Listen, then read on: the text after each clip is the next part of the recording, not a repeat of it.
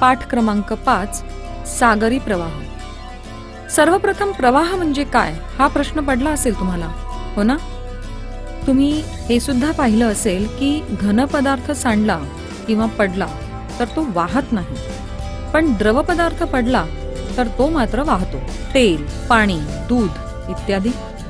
आता यात सुद्धा तेल सांडल्यानंतर वाहण्याची क्रिया आणि पाणी किंवा दूध सांडल्यानंतरची वाहण्याची क्रिया यात फरक आहे. एखादा पदार्थ जेव्हा प्रवाहित होतो म्हणजे नेमकं काय होतं आणि प्रवाह निर्मितीसाठी कोणकोणत्या विसंगती कारणीभूत असतात हे आपण आठवून पाहूया. आकृती 5.1 मध्ये दाखवल्याप्रमाणे प्रयोग करून पहा. अर्थात शाळेत शिक्षकांच्या देखरेखीखाली आणि घरी करणार असाल तर पालकांच्या देखरेखीखाली हा प्रयोग तुम्ही करून पाहावा.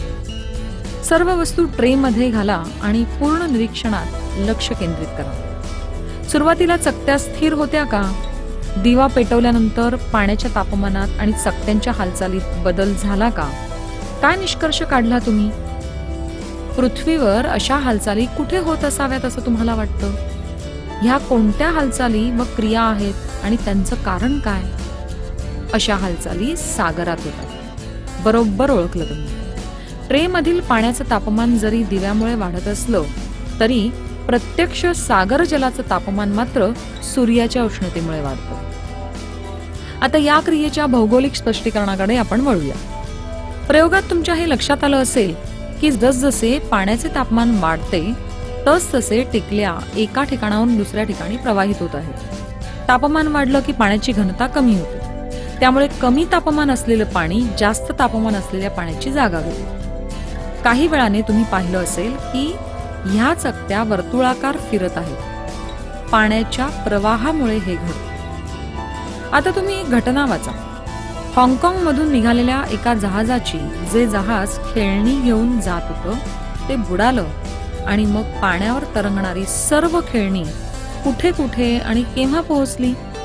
ही घटना वाचताना दिलेल्या आकृत्या 5.2 आणि 5.3 हे सुद्धा नीट पहा. आता वळूया खेळण्यांचा हा प्रवास कशामुळे झाला याच्या भौगोलिक स्पष्टीकरणाकडे. तुम्हाला हे माहित आहे का की सागरी प्रवाहाचे उणे 500 मीटर आणि उणे 500 मीटर पेक्षा जास्त खोल असे 2 भाग केले जातात. समुद्र सपाटीपासून 500 मीटर खोलीपर्यंतचा वरचा भाग मानला जातो आणि तिथे सूर्याची उष्णता पोहोचू शकते. तेथील सागरी जलाची हालचाल ही तापमान आणि त्यातील क्षार यांच्यामुळे होते. ग्रहीय वाऱ्यामुळे या सागर जलाला गती प्राप्त होते. क्षितिज समांतर किंवा पृष्ठीय सागर प्रवाह या प्रवाहातून महासागरातील फक्त 10% पाणी वाहतं. 500 मीटर खोलीचे प्रवाह हे मगाशी मी सांगितल्याप्रमाणे पृष्ठीय प्रवाह मानले जातात आणि या वाहणाऱ्या पाण्याचा प्रवाह स्वेडर्प या एककाने मोजला जातो. 1 स्वेडर्प म्हणजे किती घन प्रति सेकंद हे तुम्ही पुस्तकात वाचा. सागरी जलाची क्षितिज समांतर हालचाल ही उष्ण आणि शीत प्रवाहांच्या स्वरूपात होते. विषुववृत्ताकडून ध्रुवाकडे आणि ध्रुवाकडून विषुववृत्ताकडे हे प्रवाह वाहतात. ग्रहीय वाऱ्यामुळे हे प्रवाह दूरवर नेले जातात. त्यामुळे सागरी जल विषुववृत्ताकडून ध्रुवाकडे व ध्रुवाकडून परत विषुववृत्ताकडे प्रवाहित होत असतात. आकृती 5.4 तुम्ही आधी पाहिलेच असेल. आता पुन्हा एकदा पहा आणि बघा काही प्रश्नांची उत्तरं तुम्हाला देता येतात का? मला वाटतं बऱ्यापैकी प्रश्नांची उत्तरं आता तुम्हाला देता आली असावी. 2 वेगवेगळ्या प्रकारचे प्रवाह एकत्र येतात अशा भागाच्या किनाऱ्याला असणारी वस्ती आणि त्यांचे व्यवसाय यांच्यात कोणता बरं सहसंबंध असतो? आता आपण या गोष्टीचं भौगोलिक स्पष्टीकरणाकडे वळूया. सागरी प्रवाह हे तापमान, क्षारता आणि पाण्याची घनता आणि ग्रहीय वारे या सर्व गोष्टींवर अवलंबून असते. पण इतरही काही कारणं आहेत. ही कारणे आपण समजून घेऊच, पण तत्पूर्वी एक अतिशय वेगळी माहिती सुद्धा घेऊ. ही माहिती आहे हिंदी महासागरातील प्रवाहांविषयी. पॅसिफिक आणि अटलांटिक महासागरातील प्रवाहात सारखेपण आहे, पण हिंदी महासागर प्रवाह वेगळा आहे. हिंदी महासागर उत्तरेकडे भूवेष्टित आहे आणि या महासागराचे विषुववृत्तामुळे उत्तर व दक्षिण असे 2 भाग पडतात. तसेच मान्सून वाऱ्यांचा प्रभाव या महासागरावरती जास्त आहे. हे वारे हंगामानुसार दिशाही बदलतात. त्यामुळे उन्हाळ्यात हे प्रवाह घड्याळाच्या काट्याच्या दिशेने आणि हिवाळ्यात विरुद्ध दिशेने वाहतात. सागरी प्रवाहांच्या वाहण्याचा वेग आणि दिशा यांना कारणीभूत आणखी काही गोष्टींचा आपण आता विचार करू. पृथ्वीच्या परिवलनामुळे उत्तर गोलार्धात सागरी प्रवाह घड्याळाच्या काठ्याप्रमाणे वाहतात व दक्षिण गोलार्धात ते घड्याळाच्या विरुद्ध दिशेनं वाहतात. किनारपट्टीच्या रचनेनुसार या प्रवाहांचे वेग बदलतात. यांचा वेग ताशी 2 ते 10 किलोमीटर एवढा असतो. उष्ण व शीत या 2 प्रकारात सागरी प्रवाह विभागता येतात. सागरी प्रवाहांचे मानवी जीवनावरील परिणाम. निसर्गातील प्रत्येकच गोष्टींचे मानवी जीवनावर परिणाम होतच असतात. किनाऱ्यावरच्या प्रदेशांमध्ये या सागर प्रवाहांचा परिणाम दिसतो. उष्ण सागर प्रवाह थंड प्रदेशातील ज्या किनारपट्टी जवळून वाहतात तेथील हवामान उबदार करतात. काही प्रदेशात पावसाचे प्रमाणही वाढते. उदाहरणार्थ युरोप, दक्षिण अलास्का व जपानच्या किनाऱ्याजवळून वाहणाऱ्या या उष्ण प्रवाहामुळे तेथील थंडीची तीव्रता कमी होऊन हवामान उबदार बनतं. थंडीत सुद्धा तेथील बंदरं गोठत नाही. विचार करा की सागरी प्रवाह नसते तर सागर व महासागरातील पाणी संचित राहिले असते की नाही? सजीवांना आवश्यक अन्नपुरवठा झाला नसता आणि जीवसृष्टी आणि परिसंस्था मर्यादित राहिली असती. उष्ण व शीतप्रवाह जिथे येऊन मिळतात त्या भागात वनस्पती, शेवाळं, प्लवंग इत्यादींची भरपूर वाढ होते, जे माशांचे खाद्य आहे. त्यामुळे तिथे मोठ्या प्रमाणावर मासे येतात आणि त्यांचे प्रजनन पण होते.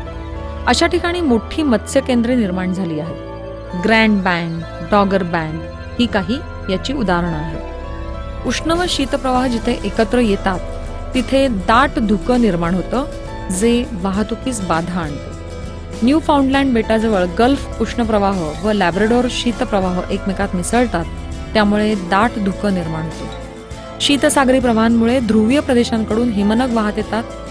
असे हिमनग जे अनेक वेळा पटकन दिसत नाहीत, सागरी मार्गात आले तर जहाजांना यांच्यामुळे खूप मोठा धोका निर्माण होतो. जलवाहतुकीच्या दृष्टीने हे प्रवाह फार महत्वाचे ठरतात. सागर प्रवाहाला अनुसरून जलवाहतूक केली असता जहाजाचा वेग वाढून वेळ वाचतो आणि इंधन सुद्धा. शीत सागरी प्रवाहाच्या किनारपट्टीवर पर्जन्याचं प्रमाण कमी असतं.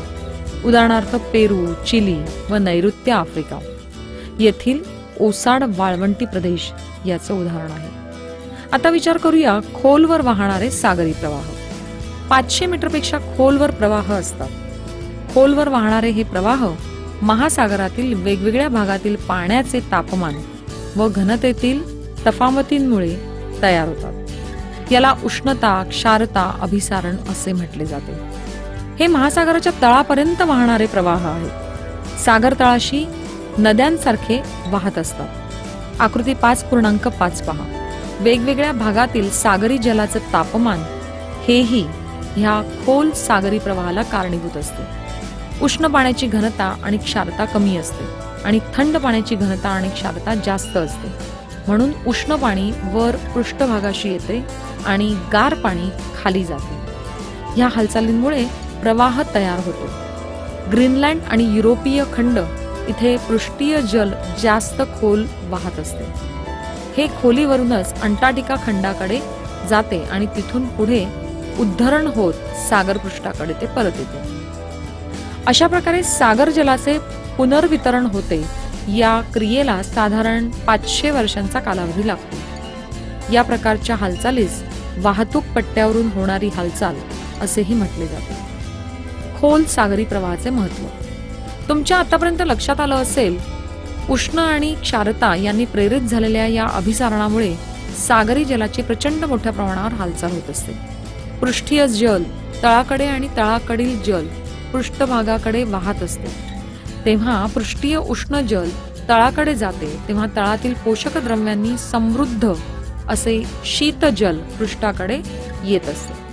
अटलांटिक महासागरातील सर्गासो समुद्राविषयी कुतूहलजनक माहिती पुस्तकात दिली आहे, ती नक्की वाचा. या पाठातून आपण शिकलेल्या काही महत्त्वाच्या लक्षात ठेवण्यासारख्या गोष्टी त्या कोणत्या? तर सागरी प्रवाह किनाऱ्याच्या अगदी जवळून वाहत नाहीत, तर समुद्रबूड जमिनीच्या अधःसीमेजवळून वाहतात. सागरी प्रवाहांचा वेग जरी कमी असला तरी प्रचंड प्रमाणात पाणी वाहून नेण्याची क्षमता त्यात असते. तुम्ही आकृती 5.4 पुन्हा पहा. पश्चिमी वाऱ्याच्या प्रभावाखाली म्हणजेच मध्य अक्षवृत्ताच्या आसपास सागरी प्रवाह पश्चिमेकडून पूर्वेकडे वाहतात, मात्र विषुववृत्तीय प्रवाह पूर्वेकडून पश्चिमेकडे वाहतात. त्यामुळे सागरी प्रवाहांचे चक्राकार आकृतिबंध तयार होतात. मला वाटतं या धड्याने अभ्यासासोबत तुमच्या मनातील सागराविषयीचे कुतूहल आणखी जागवले असेल आणि तुम्हाला अनेक नैसर्गिक घटनांची कारण मीमांसा कळली असेल.